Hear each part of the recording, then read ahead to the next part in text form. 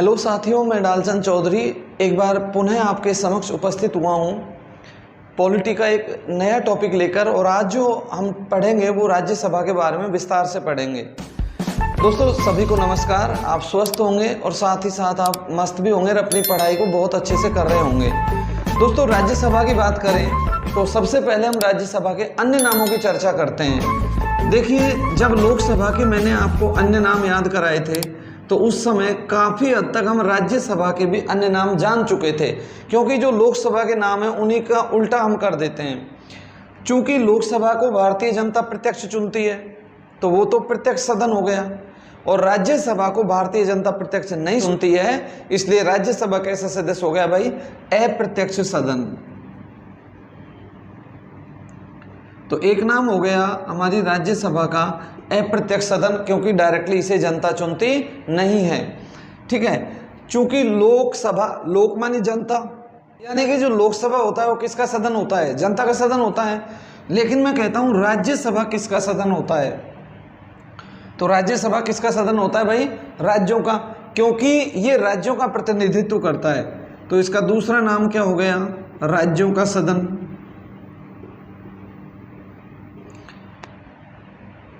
राज्यसभा एक ऐसा सदन है जो कभी भी भंग होता ही नहीं है, कभी भंग नहीं होता। इसलिए जो भंग नहीं होता है वो स्थायी होता है, अस्थायी होता है। तो ये स्थायी सदन है, ये कभी भी भंग नहीं होता है।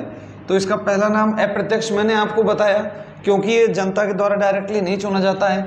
दूसरा नाम चूंकि राज्यों का प्रतिनिधित्व करता है, नाम से ही पता लग रहा है राज्यसभा राज्यों का प्रतिनिधित्व करता है, इसलिए इसका नाम क्या है? राज्यसभा। और राज्यसभा एक स्थायी सदन होता है, कभी भी भंग नहीं होता, इसलिए इसका एक और नाम क्या है भाई? स्थायी सदन इसका नाम है। लोकसभा को जब हमने पढ़ा था तो हमने पढ़ा था लोकसभा निम्न सदन है। आज हम राज्यसभा पढ़ रहे हैं तो राज्यसभा कैसा सदन हो जाएगा? उच्च सदन हो जाएगा। अच्छा, ध्यान रखना, देश में अगर हम राज्यसभा के नाम याद करते हैं तो राज्यों के जो विधानमंडल में विधान परिषद होती है, विधान परिषद के भी वही नाम है जो किसके नाम है भाई? राज्यसभा के नाम है। ठीक है, ये भी ध्यान रखना। लोकसभा के समय हमने पढ़ा था लोकसभा प्रथम सदन होती है, तो राज्यसभा कौन सा सदन हो जाएगा भाई? दूसरा सदन हो जाएगा। द्वितीय सदन कह लो चाहे दूसरा सदन कह लो, तो ये भी राज्यसभा का एक नाम है। राज्यसभा को हम एक और नाम से जानते हैं, अनुभवियों का सदन, या मैं कह सकता हूं इसको विद्वानों का सदन, क्योंकि इसमें साहित्य, संगीत, समाज सेवा, इन सब से जो विशिष्ट उल्लेखनीय उपलब्धि प्राप्त होते हैं वे व्यक्ति होते हैं। और आपको पता है लोकसभा के लिए न्यूनतम आयु 25 होती है और राज्यसभा के लिए न्यूनतम आयु 30 होती है, इसलिए अनुभवियों का सदन भी कौन सा होता है भाई? राज्यसभा होता है। तो ये हम लोगों ने नाम याद रखने हैं। ठीक है, इनका उल्टा कर दो, लोकसभा के नाम आ जाएंगे। ठीक है, ये अप्रत्यक्ष है तो लोकसभा कैसा हो जाएगा भाई? प्रत्यक्ष सदन हो जाएगा। ये राज्यों का है तो ये कैसा हो जाएगा? जनता का सदन, क्योंकि ये तो हमने नाम में से ही लिया है। लोकसभा जनता का सदन, राज्यसभा राज्यों का सदन। राज्यसभा स्थायी है तो लोकसभा कैसा हो जाएगा? अस्थायी सदन हो जाएगा।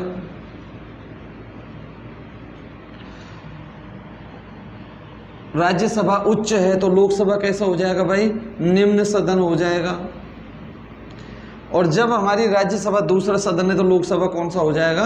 प्रथम सदन हो जाएगा। तो देखो, अगर देखा जाए तो हम एक सदन के भी नाम याद कर लें तो हम लगभग चारों सदनों के नाम याद कर सकते हैं। हमको पता है देश में राज्यसभा होती है, राज्यों में विधानमंडल की बात करें तो राज्यसभा के जो नाम है राज्यों में वो नाम किसके हैं? विधान परिषद के। तो ये सारे नाम विधान परिषद के आने हैं। विधान परिषद अप्रत्यक्ष सदन हो जाएगा, स्थायी सदन हो जाएगा, उच्च सदन हो जाएगा, द्वितीय सदन हो जाएगा, और अनुभवियों का या विद्वानों का सदन हो जाएगा। और लोकसभा जैसी होती है विधानसभा।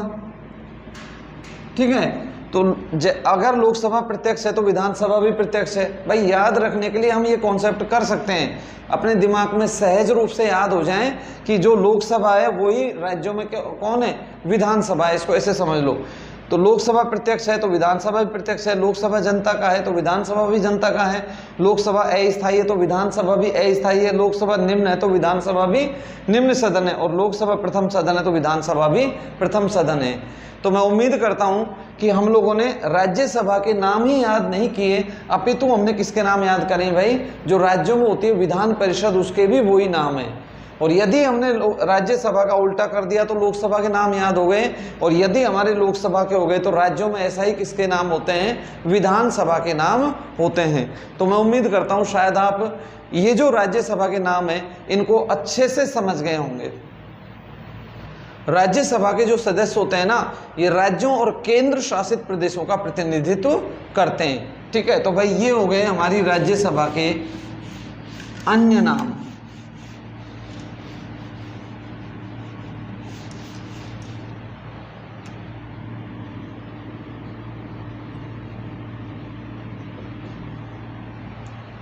राज्यसभा का जो पूर्ववर्ती नाम था वो था काउंसिल ऑफ स्टेट्स।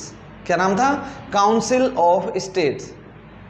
23 अगस्त 1954 को सभापति ने ये घोषणा की कि अब हमारी जो काउंसिल ऑफ स्टेट है इसको अब राज्यसभा के नाम से जाना जाएगा। राज्यसभा की जो शुरुआत होती है वो 1919 के अधिनियम के तहत जो द्वितीय सदन बना था काउंसिल ऑफ स्टेट्स, उसका सृजन किया गया था, वहां से हुई है। और याद रखना 1919 के अधिनियम को हम लोग मॉन्टेस्क्यू चेम्सफोर्ड सुधार अधिनियम के नाम से भी जानते हैं। साथियों अब हम बात करते हैं राज्यसभा के गठन की। देखना साथियों, राज्यसभा का जो गठन होता है वो अनुच्छेद 80 के तहत होता है।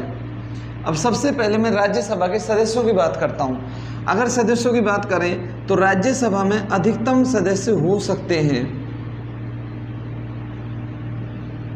अगर ये लैंग्वेज आती है तो ध्यान रखना, मैंने बोला है हो सकते हैं, तो अधिकतम सदस्य कितने हो सकते हैं? 250 सदस्य हो सकते हैं। और ये जो 250 सदस्य किस तरीके से हो सकते हैं? 238 जो सदस्य होते हैं वो हमारे राज्य और जो केंद्र शासित प्रदेश होते हैं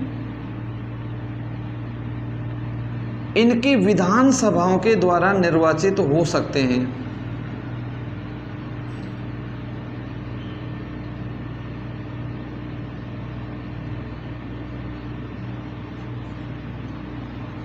क्लियर हुआ भाई? अधिकतम सदस्य हमारे यहाँ जो राज्यसभा में हो सकते हैं वो कितने हो सकते हैं? 250 हो सकते हैं। उनमें से जो 238 सदस्य होते हैं वो राज्यों की विधानसभाएं और जो हमारी केंद्र शासित प्रदेशों की विधानसभाएं वो, साथ ही 12 सदस्य जो होते हैं उनको हमारे देश के राष्ट्रपति महोदय मनोनीत कर सकते हैं। तो ये जो मनोनीत किए जाते हैं राष्ट्रपति के द्वारा किए जा सकते हैं। क्लियर हुआ? तो राज्यसभा में अधिकतम सीटें कितनी हो सकती हैं? 250। राष्ट्रपति मैक्सिमम कितने मनोनीत कर सकते हैं भाई? तो मैक्सिमम कितने मनोनीत कर सकते हैं? 12, जो कि साहित्य, कला, विज्ञान, समाज सेवा इत्यादि के विशिष्ट धुरंधर होते हैं। और राज्यसभा जिस अनुच्छेद के तहत उनको मनोनीत करते हैं वो अनुच्छेद होता है 83। ठीक है, और 238 राज्यों और केंद्र शासित प्रदेशों की विधानसभाओं के द्वारा निर्वाचित हो सकते हैं। तो ये तो एक लैंग्वेज हुई, अधिकतम हो सकते हैं। साथियों अब बात करते हैं वर्तमान में कितनी सीटें हैं। तो राज्यसभा में जो वर्तमान में सीटें हैं वो सीटें हैं भाई 245। अब 245 वर्तमान में किस तरीके से हैं? देखो मैं आपको अद्यतन पोजीशन बता रहा हूं। वर्तमान में जो हमारे यहाँ पे 225 सीटें जो होती हैं उनको हमारी राज्य विधानसभाएं चुन के भेजती हैं।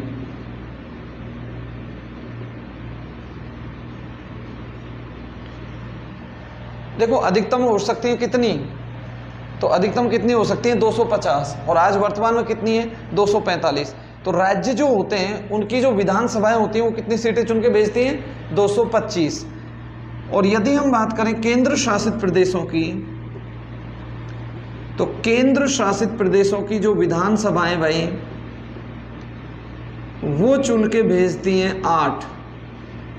अब केंद्र शासित प्रदेशों की विधानसभाएं जो 8 चुन के भेजती हैं वो कैसे कैसे भेजती हैं? देखो दिल्ली जो हमारी केंद्र शासित प्रदेश की विधानसभा है वो कितने सदस्य चुन के भेजती है? 3। पुडुचेरी ये एक ऐसा केंद्र शासित प्रदेश है, इसकी भी अपनी विधानसभा है। तो पुडुचेरी कितने सदस्य चुन के भेजती है? 1। और अभी हाल ही में 31 अक्टूबर 2019 को तो जम्मू कश्मीर और लद्दाख को 2 नए केंद्र शासित प्रदेश बनाए गए, और इनमें जम्मू कश्मीर ऐसा केंद्र शासित प्रदेश है जिसकी अपनी विधानसभा होगी।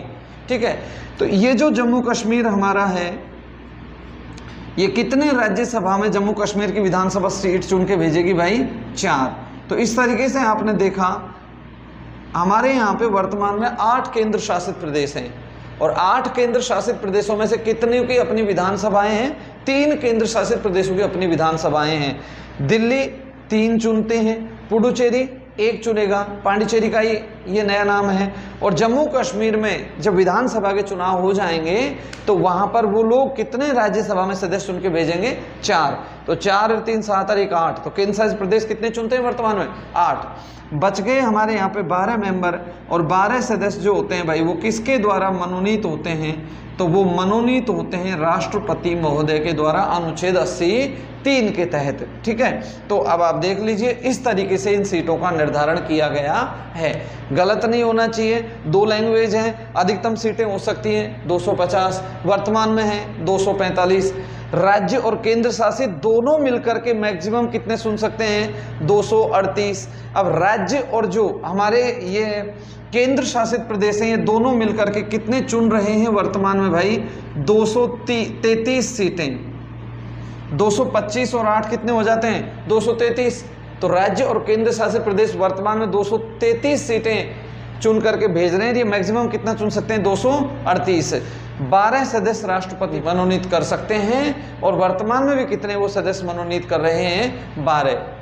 ठीक है, ये जो सीटों का निर्धारण है, ये सीटों का निर्धारण जनसंख्या के आधार पर है। अगर किसी राज्य की जनसंख्या अधिक है तो वहाँ पे सीटें ज़्यादा होंगी, अगर किसी राज्य की जनसंख्या या केंद्र शासित प्रदेश की कम है तो वहाँ पर सीटें कम होंगी। ये आप ध्यान रखना। अब चूंकि हमारे देश में सबसे अधिक जनसंख्या कहाँ की है? उत्तर प्रदेश की। तो राज्यसभा में सर्वाधिक सीटें कहाँ से आती हैं भाई? उत्तर प्रदेश से आती हैं। 31 सीटें उत्तर प्रदेश चुन करके राज्यसभा में भेजता है। राजस्थान से 10 सीटें चुन करके राज्यसभा में भेजी जाती हैं, और 10 सीटें उड़ीसा से भी 10 सीटें ही चुन करके भेजी जाती हैं। ये जो अलग अलग राज्यों में, अलग अलग केंद्र शासित प्रदेशों में राज्यसभाओं की जो सीटों का आवंटन किया गया है, ये जो अनुसूची है भाई, ये अनुसूची है 4थी अनुसूची। तो ध्यान रखना, राज्यसभा में जो सीटों का आवंटन किया गया है साथियों, वो कौन सी अनुसूची में किया गया है? 4थी अनुसूची में किया गया है। ये अच्छे से आप लोगों के समझ में आ गया होगा। साथियों, अब हम बात करते हैं राज्यसभा सदस्यों की योग्यताओं की। देखिए, अगर हम योग्यताओं की बात करें तो जब मैंने आपको लोकसभा पढ़ाया था, उसी समय जब लोकसभा सदस्यों की योग्यताएं बताई थी, मैंने कहा था अनुच्छेद 84 में हमारे यहाँ पर सांसदों की योग्यताओं का वर्णन है। सांसद मतलब लोकसभा और राज्यसभा के सदस्य, क्या क्या योग्यताएं होनी चाहिए?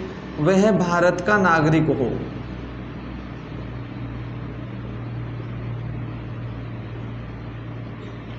वह लाभ के पद पर ना हो,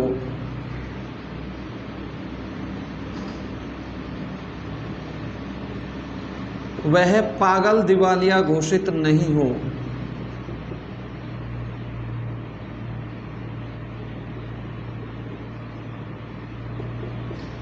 ठीक है।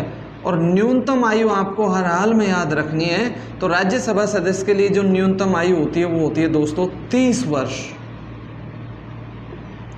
ठीक है, कितनी होती है? 30 वर्ष।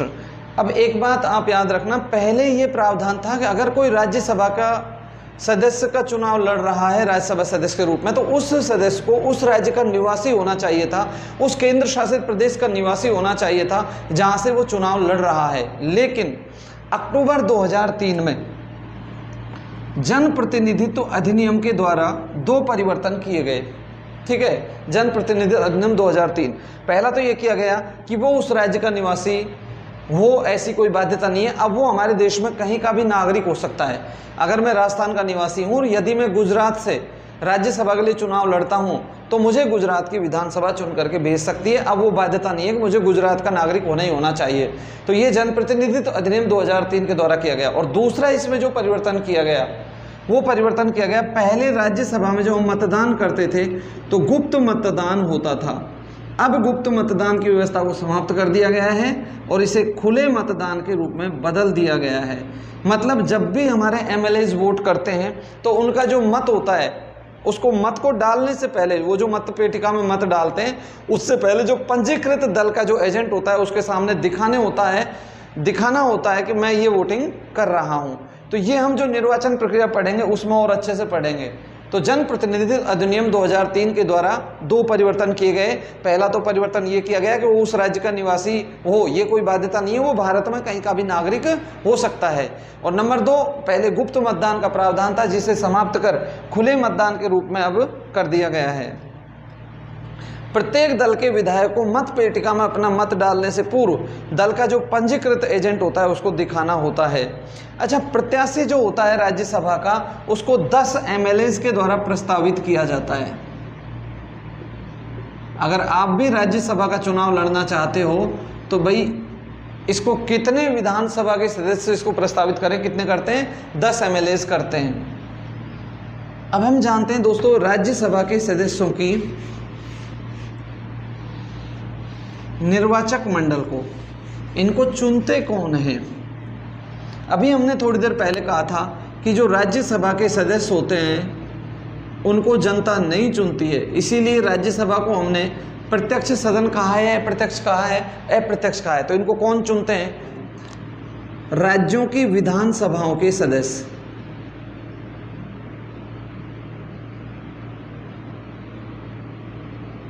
मतलब जो करंट में वर्तमान में जो एमएलएज हैं। नंबर 2, केंद्र शासित प्रदेशों की विधानसभाओं के सदस्य, ये चुनते हैं भाई राज्यसभा के सदस्यों को। तो मैं एक लैंग्वेज में बोलूं तो मैं ये बोल सकता हूं कि जो विधानसभा के सदस्य हैं, चाहे वो राज्यों की विधानसभाओं के सदस्य हैं, चाहे वो केंद्र शासित प्रदेशों की विधानसभाओं के सदस्य हैं, वो सारे लोग किसको चुनते हैं भाई? हमारे राज्यसभा के सदस्यों को वो चुनते हैं। तो आपकी समझ में आ गया है, जो विधानसभा के सदस्य होते हैं वो इनका निर्वाचन करते हैं। अब हम जानते हैं भाई निर्वाचन प्रक्रिया के बारे में। अगर हम निर्वाचन प्रक्रिया की बात करें तो पहली बात तो मुझे बताइए, प्रत्यक्ष चुने जाते हैं, अप्रत्यक्ष चुने जाते हैं? और दूसरा, आनुपातिक प्रतिनिधित्व की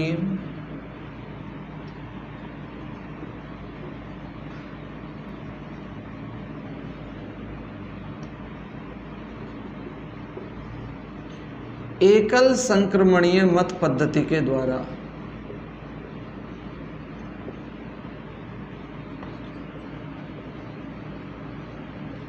ये क्या होती हैं? राष्ट्रपति के चुनाव में हम अच्छे से चर्चा कर चुके हैं, ठीक है, इनके बारे में।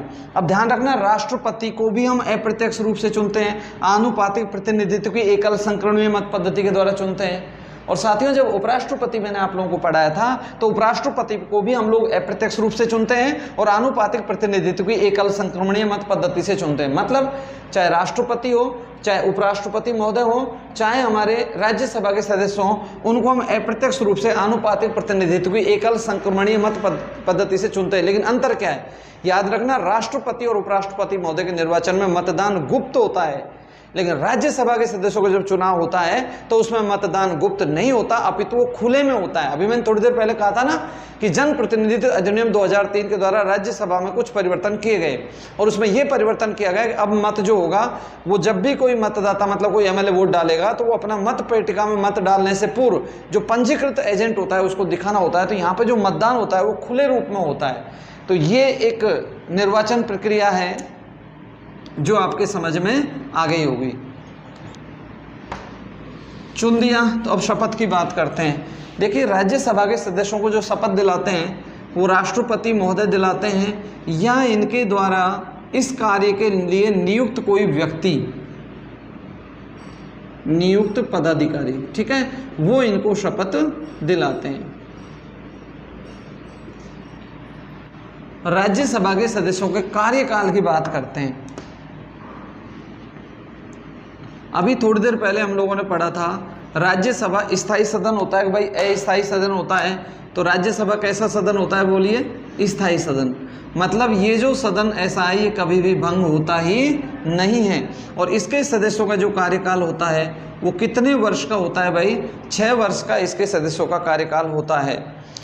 अनुच्छेद 83(1) इसमें राज्यसभा के कार्यकाल का वर्णन है और 6 वर्ष का जो इनका कार्यकाल होता है।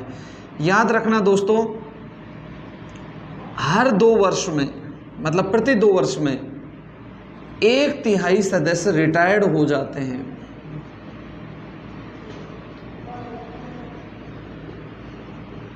प्रति 2 वर्ष में 1/3 सदस्य क्या हो जाते हैं? रिटायर्ड हो जाते हैं। अब देखिए, पहली राज्यसभा का गठन कब हुआ था? तो जो पहली राज्यसभा का गठन हुआ था वो हुआ था भाई 3 अप्रैल 1952 को। और पहली राज्यसभा की प्रथम बैठक या पहली बैठक कब हुई थी? तो ये जो प्रथम बैठक हुई थी साथियों, ये हुई थी 13 मई 1952 को। अब देखिए, पहली राज्यसभा गठन कब हुआ? 1952 में। और अभी अभी हमने जाना कि 2 वर्ष में 1/3 सदस्य रिटायर्ड हो जाते हैं। तो 1952 के बाद 2 वर्ष कब होंगे? 1954 में होंगे। तो पहली बार हमारे यहाँ पर जो 2 वर्ष के जो सदस्य 1/3 रिटायर्ड किए गए, उनको लॉटरी के माध्यम से सेवानिवृत्त किया गया था। मतलब जिनका लॉटरी में नाम आ गया उनको पहली बार सेवानिवृत्त कर दिया गया। ये 1954 में पहली बार हुआ था। अब दोस्तों हम बात करते हैं राज्यसभा के अधिवेशनों की। अब देखो, ये सारी चीज़ें विधान परिषद की भी आती हैं। विधान परिषद का कार्यकाल कितना हो जाएगा? 6 वर्ष का। विधान परिषद के 1/3 सदस्य कितने वर्ष बाद में रिटायर्ड हो जाएंगे? 2 वर्ष बाद में हो जाएंगे। तो राज्यसभा से बहुत कुछ साम्यता रखती है हमारी विधान परिषद। हम जानते हैं भाई अधिवेशनों के बारे में। देखो, जब हम लोगों ने लोकसभा पढ़ा था उसी वक्त बताया था कि चाहे लोकसभा हो चाहे राज्यसभा हो, इनके वर्ष में कम से कम कितने अधिवेशन बुलाए जाने चाहिए? तो वर्ष में कम से कम 2 अधिवेशन बुलाए जाने चाहिए। मतलब 2 अधिवेशनों में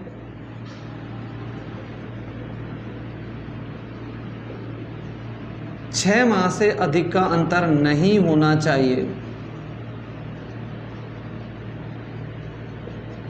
यदि मैं दूसरी लैंग्वेज में कहूं तो मैं ऐसा कह सकता हूं कि जो अधिवेशन की अंतिम बैठक होती है उससे लेकर के जो हमारा प्रस्तावित अधिवेशन है उसकी जो प्रथम बैठक होती है उसके बीच में 6 महीने से अधिक का अंतर नहीं होना चाहिए। मैं ऐसे बोल सकता हूं कि 2 बैठकों के बीच में 6 माह से अधिक अंतर नहीं होना चाहिए। अनुच्छेद 352, 356 यदि हम इनकी बात करें तो इनके अधीन अगर आपातकाल की घोषणा हो जाती है ना, तो राज्यसभा का विशेष अधिवेशन बुलाया जाता है जब लोकसभा विघटित हो। तो ये भी अधिवेशन से संबंधित एक प्रावधान। दोस्तों, अब हम गणपूर्ति की बात करते हैं।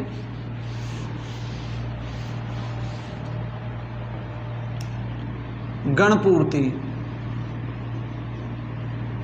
ये 1/10 मतलब 10%, मतलब कम से कम राज्यसभा में कितने सदस्य आएंगे उसकी बैठक आयोजित की जाए, तो ये 10% है। अब राज्यसभा में कितने सदस्य हैं वर्तमान में? 245। और यदि हम 245 का 10% निकालेंगे तो ये सदस्य हो जाते हैं 25। तो राज्यसभा में कम से कम सदस्य कितने उपस्थित हों, सदन की बैठक चले, तो वो गणपूर्ति या इसको हम कोरम भी कहते हैं। तो गणपूर्ति या जो कोरम है वो कितना होना चाहिए भाई?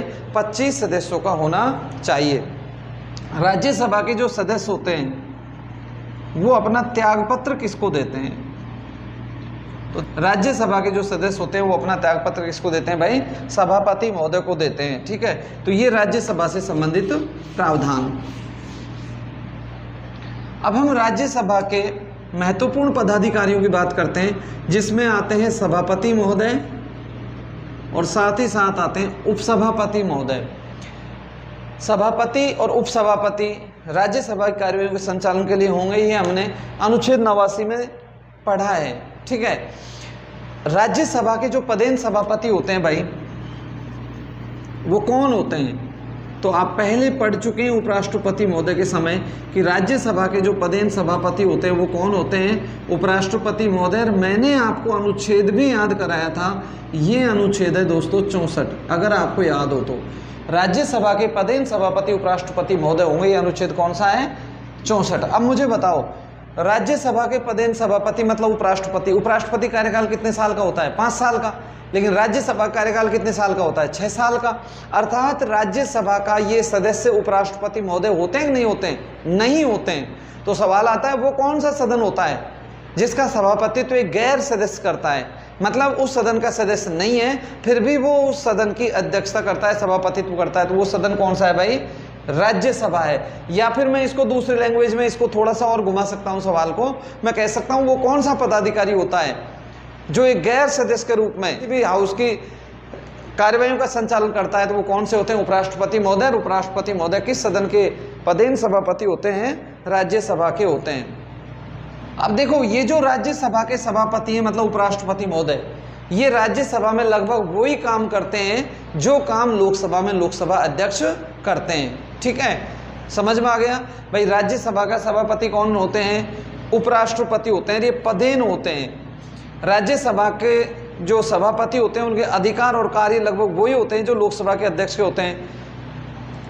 सभापति का कार्यकाल 5 साल का होता है, राज्यसभा का कार्यकाल 6 साल का होता है। तो ऐसी स्थिति में हमको वैसे ही पता लग रहा है कि जो हमारे राज्यसभा के सभापति हैं वो सदन के सदस्य नहीं होते हैं, एक गैर सदस्य होते हुए भी इसकी अध्यक्षता करते हैं। अब मान लीजिए किसी अपरिहार्य कारण से सभापति का पद रिक्त है, मान लीजिए राष्ट्रपति महोदय का पद रिक्त हो गया किसी हाल में, तो कार्यवाहक राष्ट्रपति कौन बनेंगे, उपराष्ट्रपति। तो ऐसी स्थिति में उपराष्ट्रपति महोदय ऐसा नहीं है कि वो राज्यसभा की कार्यवाहियों का सभापतित्व मतलब वो संचालन भी कर लें और वो कार्यवाहक राष्ट्रपति बन जाएं। जब उपराष्ट्रपति महोदय कार्यवाहक राष्ट्रपति बनते हैं तो ध्यान रखना साथियों, वो राज्यसभा की कार्यवाहियों का संचालन नहीं करते। ऐसी स्थिति बने उससे बचने के लिए हमारे यहाँ पर उपसभापति का एक चुनाव करती है, और ये चुनाव करती है भाई राज्यसभा। राज्यसभा अपने सदस्यों में से उपसभापति का चुनाव करती है, और उपसभापति का काम होता है जब सभापति महोदय मतलब उपराष्ट्रपति महोदय उपलब्ध नहीं है तो उनकी अनुपस्थिति में राज्यसभा की कार्यवाहियों का संचालन करना। और याद रखना उपसभापति का जो कार्यकाल होता है वो कितने वर्ष का होता है भाई, 6 वर्ष का होता है, क्योंकि ये तो राज्यसभा के ही सदस्य होते हैं। अगर मैं कहता हूं राज्यसभा में प्रथम उपसभापति कौन बने, तो देखो राज्यसभा में जो प्रथम उपसभापति बने थे वो बने थे SV कृष्णमूर्ति राव, याद रह जाएगा। और यदि मैं वर्तमान की बात करूं कि वर्तमान में उपसभापति कौन है, तो वर्तमान में जो हमारे उपसभापति हैं वो हैं हरिवंश नारायण सिंह, ये हमारे वर्तमान के उपसभापति हैं। अगर हम उपसभापति को हटाएं तो उपसभापति राज्यसभा अपने संकल्प से हटा सकती है। सभापति होते हैं उनको हटाने का प्रस्ताव जब मैंने उपराष्ट्रपति पढ़ाया था उस समय मैंने आपको बहुत अच्छे से बता दिया था। अब मैं बात करता हूँ राज्यसभा के प्रथम सभापति कौन थे, तो बताइए राज्यसभा के प्रथम सभापति कौन थे। मतलब सभापति उपराष्ट्रपति होते हैं, पहले उपराष्ट्रपति कौन थे, S राधाकृष्णन जी।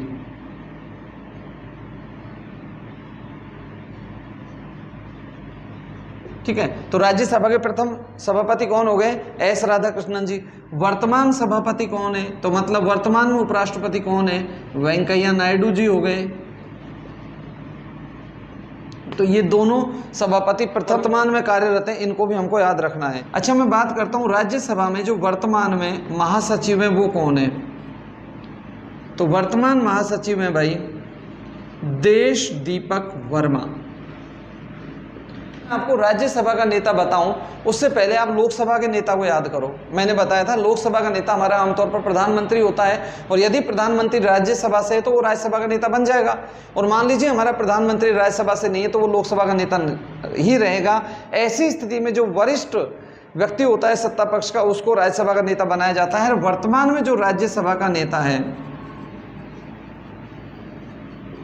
वो है भाई थावर चंद गहलोत। याद रखना, अच्छा सवाल है। वर्तमान में जो राज्यसभा के नेता हैं वो कौन है, थावर चंद गहलोत। अब हम राज्यसभा में विपक्ष के नेता की बात करते हैं। देखो विपक्ष का नेता मैंने जब लोकसभा पढ़ाया था उस समय भी बताया था, विपक्ष का नेता वही बनता है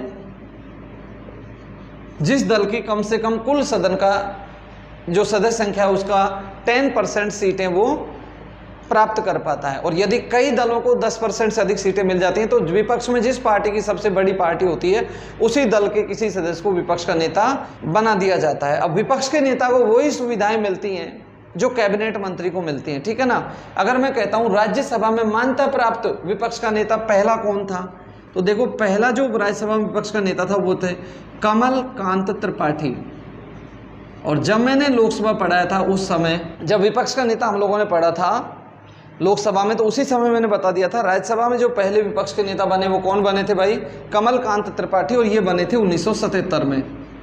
यदि मैं वर्तमान विपक्ष के नेता की बात करूं तो वर्तमान विपक्ष के नेता हैं मल्लिकार्जुन खड़गे।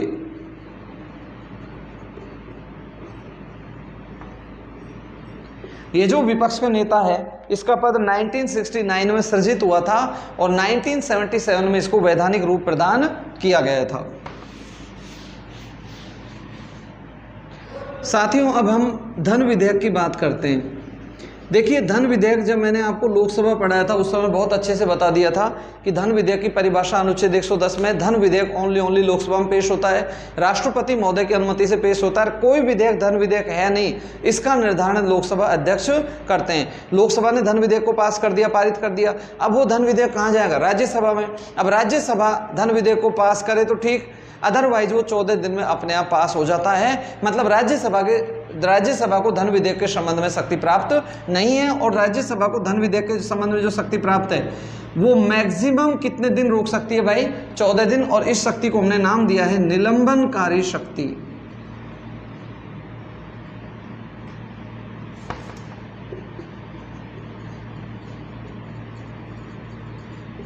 तो अगर हम देखें धन विधेयक के संबंध में, अभी हम थोड़ी देर में दोनों सदनों की तुलना भी करेंगे, लोकसभा और राज्यसभा। तो धन विधेयक के संबंध में जो हमारी राज्यसभा है इसको शक्ति प्राप्त नहीं है, ये मैक्सिमम 14 दिन उसको रोक सकती है। अच्छा, कुछ मामलों में लोकसभा और राज्यसभा की शक्तियां समान होती हैं। तो अब हम ये देखते हैं लोकसभा और राज्यसभा की समान शक्तियां धन विधेयक के संबंध में, तो लोकसभा की विशिष्ट स्थिति है। तो इनकी यदि मैं बात करूं तो अगर जो साधारण विधेयक होते हैं उनका प्रस्तुतिकरण हो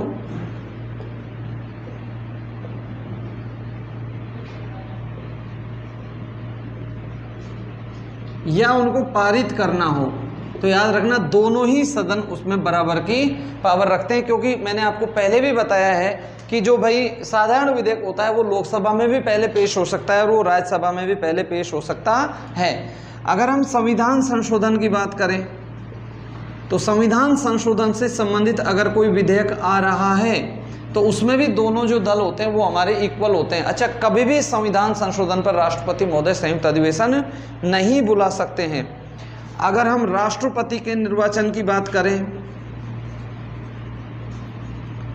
या फिर उपराष्ट्रपति के निर्वाचन की बात करें, ठीक है, तो इनमें भी दोनों सदन के जो सदस्य होते हैं इनको बराबर की शक्तियां प्राप्त होती हैं। अच्छा, राष्ट्रपति को हटाने की प्रक्रिया हो उसको महाभियोग कहते हैं। तो राष्ट्रपति के महाभियोग में भी दोनों जो सदन होते हैं इनके सदस्यों को बराबर शक्तियां प्राप्त हैं। हाई कोर्ट के न्यायाधीश हों, चाहे सुप्रीम कोर्ट के न्यायाधीश हों, चाहे मुख्य न्यायाधीश हों, तो इनको जो पद से हटाने की प्रक्रिया है उसमें भी जो दोनों सदन होते हैं उनकी शक्ति कैसी होती है, समान होती है। और आपातकाल की यदि हम बात करें तो अगर लोकसभा भंग नहीं है तो ऐसी स्थिति में आपातकाल में भी दोनों सदनों की जो शक्तियां होती हैं वो कैसी होती हैं, समान होती हैं। हमने जाना लोकसभा और राज्यसभा की कौन कौन से विधेयकों में समान शक्तियां होती हैं। अब दोस्तों हम महत्वपूर्ण टॉपिक पर आते हैं।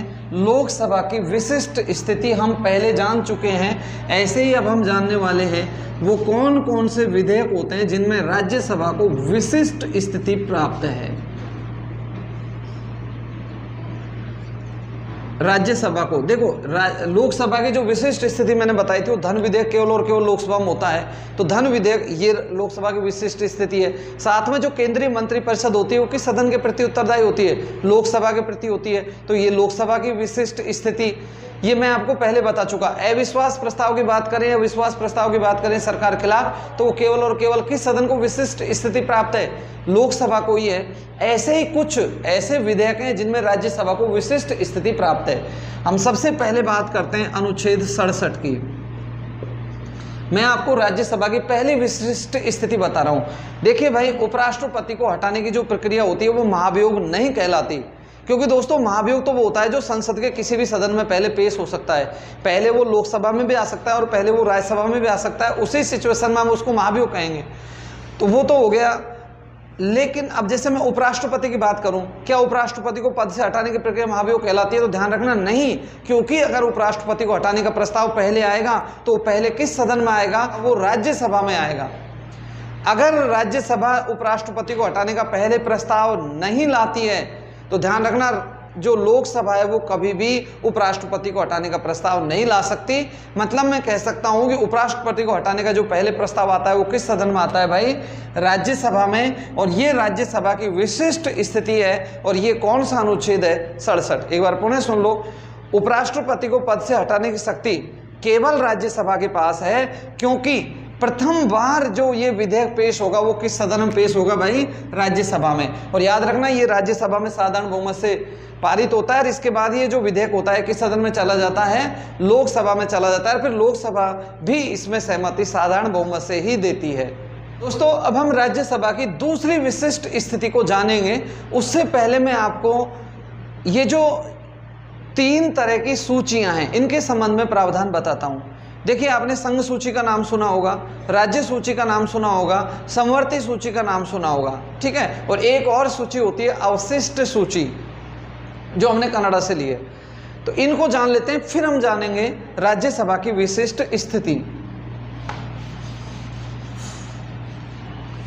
हमारे देश में संघात्मक शासन व्यवस्था पाई जाती है।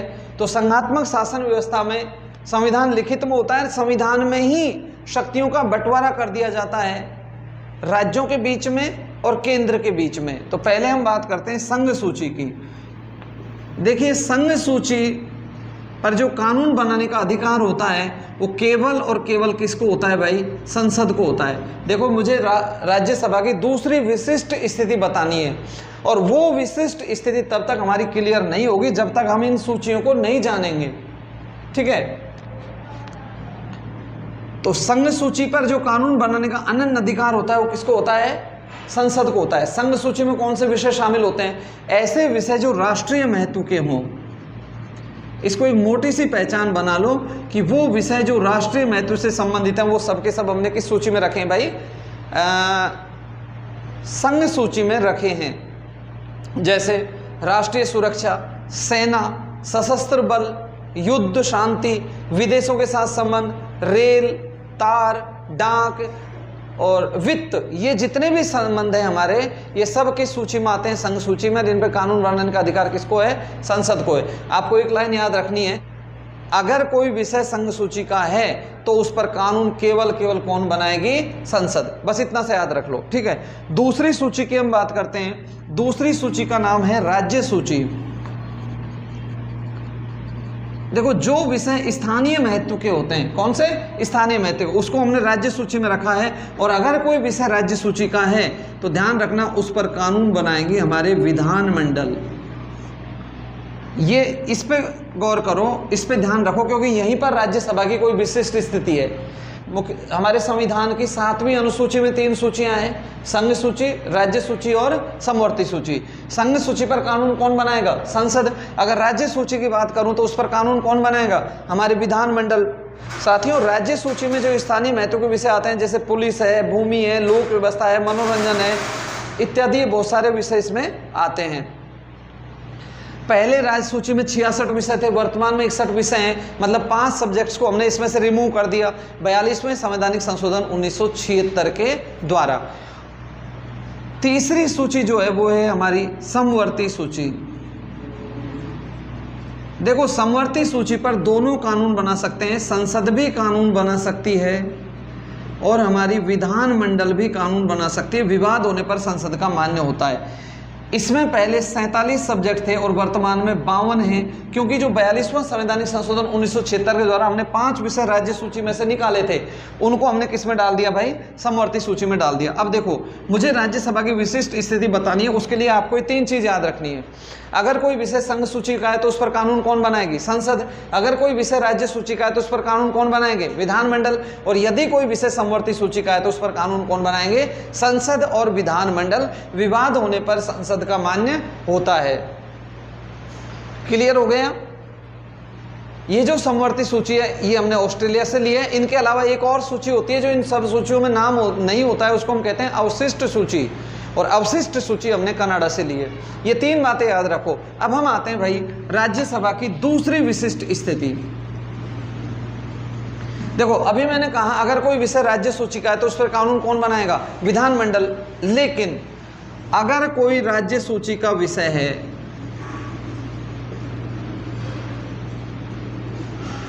और उस विषय को हमारी जो राज्यसभा है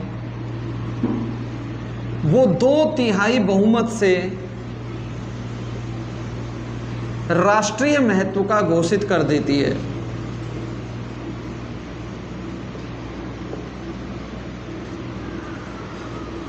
तो ध्यान रखना दोस्तों, ऐसी स्थिति में उस विषय पर कानून विधानसभा नहीं बनाएगी, विधानमंडल नहीं बनाएंगे, अपितु उस पर कानून कौन बनाएगा? फिर कानून हमारी संसद बनाएगी।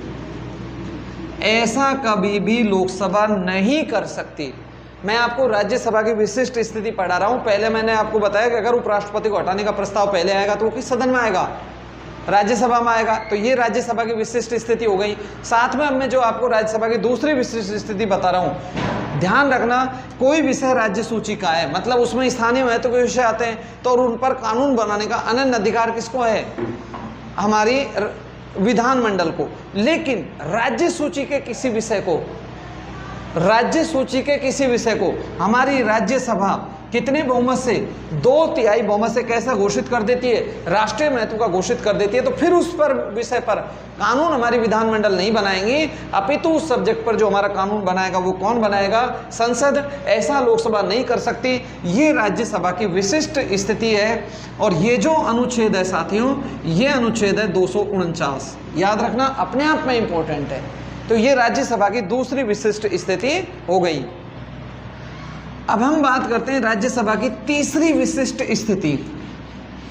आपने अखिल भारतीय सेवाओं का नाम सुना होगा। अगर हम कोई नवीन अखिल भारतीय सेवा का सृजन करने जा रहे हैं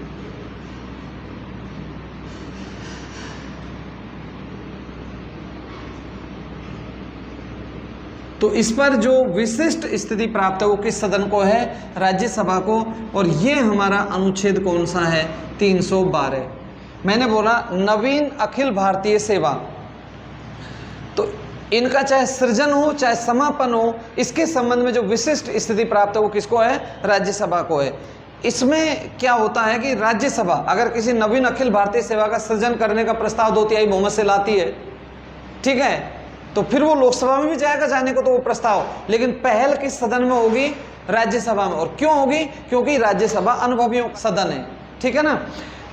तो अगर हम नवीन अखिल भारतीय सेवा का सृजन करने वाले हैं तो अनुच्छेद 312 के तहत ऐसा जो प्रस्ताव आएगा पहले राज्यसभा में आएगा और उसका 2/3 बहुमत से राज्यसभा को उसको पास करना होगा। या किसी नवीन भारतीय सेवा का समापन करना हो तो इससे संबंधित जो विशिष्ट शक्ति प्राप्त है वो किसको है? राज्यसभा को है। देखिए, पहले हमारे यहाँ पर आज़ादी से पहले एक तो जो हमारे अखिल भारतीय सेवा थी वो IPS थी, जिसको हम भारतीय पुलिस सेवा कहते हैं, और दूसरी सेवा थी IAS, जिसको हम भारतीय प्रशासनिक सेवा कहते हैं। और आज़ादी के बाद में 1966 में एक और नई अखिल भारतीय सेवा का गठन हुआ था, IFS, भारतीय वन सेवा। तो ये तीसरी हमारे यहाँ पे अखिल भारतीय सेवा। तो इस तरीके से यदि हम देखें तो ये 3 राज्यसभा की विशिष्ट स्थितियाँ हो गई। मैंने आपको बताया अनुच्छेद 67 के तहत अगर हम उपराष्ट्रपति को हटाने का प्रस्ताव लाएंगे तो पहले वो किस सदन में आएगा? राज्यसभा में। तो ये राज्यसभा की विशिष्ट स्थिति हो गई। लोकसभा कभी भी उपराष्ट्रपति को हटाने का पहले प्रस्ताव नहीं ला सकती।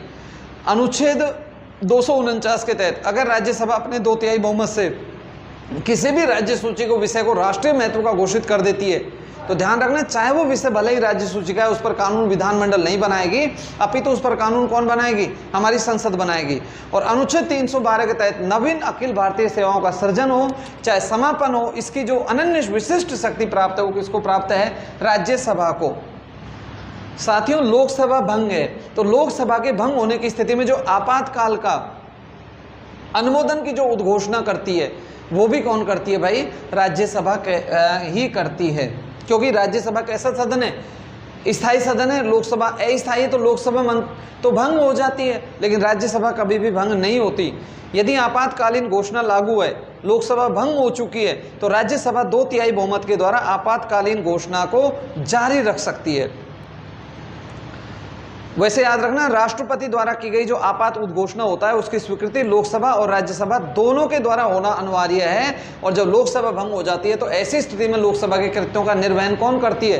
राज्यसभा करती है। तो ये भी राज्यसभा की एक विशिष्ट स्थिति है। अनुच्छेद 91 में लिखा हुआ है कि जब हमारे देश के उपराष्ट्रपति महोदय कार्यवाहक राष्ट्रपति के पदभार को संभालते हैं तो ऐसी स्थिति में राज्यसभा की कार्रवाइयों का जो संचालन करते हैं वो उपसभापति करते हैं। मान लीजिए दोस्तों, उपराष्ट्रपति को हटाने का प्रस्ताव राज्यसभा में आया है, तो ऐसी स्थिति में वो पहली बात तो राज्यसभा की कार्रवाइयों का संचालन नहीं करेंगे, लेकिन वो सदन में उपस्थित रहेंगे और वो अपना पक्ष रख सकते हैं। ऐसे ही यदि हम उपसभापति को हटाने का प्रस्ताव राज्यसभा लेके आई है तो उपसभापति को हटाने के प्रस्ताव के समय उपसभापति कार्रवाइयों का संचालन नहीं करते, वो सदन में उपस्थित रह सकते हैं और अपना पक्ष भी रख सकते हैं। ये अनुच्छेद 92 है, 92। अब हम जानते हैं ऐसे प्रधानमंत्री जो राज्यसभा से थे, खूब चर्चा हो चुकी है इस पर। जब मैंने मंत्रिपरिषद आप लोगों को पढ़ाया था, जब मैंने आपको प्रधानमंत्री पढ़ाया था, अब तक हमारे देश में 4 प्रधानमंत्री ऐसे हैं जो राज्यसभा से आए हैं। पहले प्रधानमंत्री जो राज्यसभा से आए थे वो कौन थे? श्रीमती इंदिरा गांधी जी। दूसरे प्रधानमंत्री जो राज्यसभा से आए थे श्रीमान HD देवगौड़ा जी। तीसरे प्रधानमंत्री जो राज्यसभा से आए श्रीमान इंद्र कुमार गुजराल जी। और चौथे प्रधानमंत्री जो राज्यसभा से आए वो मनमोहन सिंह जी थे। तो यदि मैं कहता हूँ राज्यसभा में पहली बार कोई अभिनेत्री जो राज्यसभा में गई तो वो कौन थी? नरगिस दत्त। याद रखना, राज्यसभा में जो पहली बार कोई अभिनेता गया था वो कौन था? तो वो थे पृथ्वीराज जी कपूर। राज्यसभा में जो प्रथम बार कोई अभिनेता पहुंचे वो कौन थे? पृथ्वीराज जी कपूर। राज्यसभा की जो पहली महिला महासचिव बनी वो कौन बनी थी? VS रमा देवी। राज्यसभा में जो पहली बार कोई साहित्यकार गए थे वो कौन थे? रामधारी सिंह दिनकर जी। ये छोटी छोटी सी बातें हैं लेकिन ये बड़ी महत्वपूर्ण है। एग्जाम में ये तथ्य कई बार पूछ लिए जाते हैं, तो इनको भी हमको याद रखना है। राज्यसभा में जो पहली बार कोई महिला उपसभापति बनी वो थी भाई वॉयलेट अल्वा।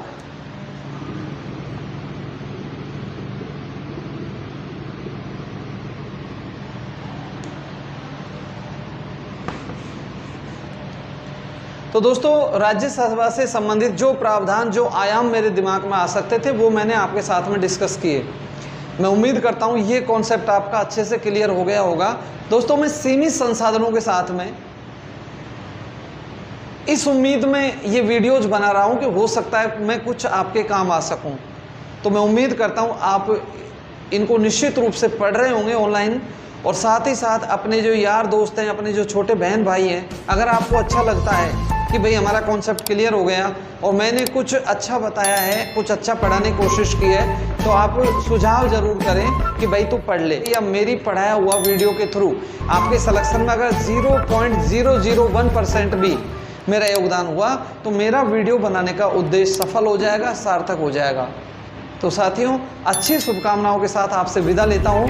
अगले वीडियो में आपसे पुनः एक नए टॉपिक के साथ मुलाकात होगी। तब तक के लिए नमस्कार।